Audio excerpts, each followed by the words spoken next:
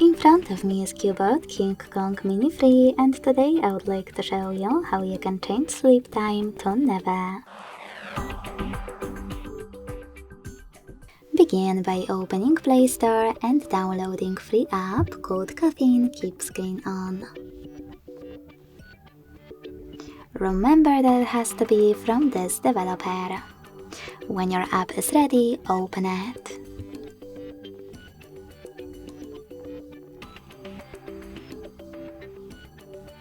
Then hit OK in Welcome pop-up, select Timeout and make sure that Infinite is on. Then you can close your app, close your Play Store and go into Tab menu.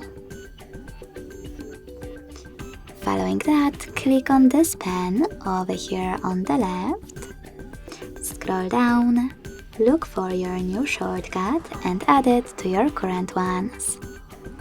Place it wherever you wish to, let go, and click on the back button at the top left corner.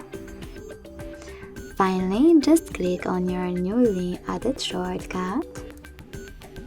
And as you can see, after that, infinite sleep time is on. If you wish to switch it off, click on the same tile one more time. Thanks so much for watching. If you enjoyed this video, don't forget to leave a like, comment and subscribe. Bye!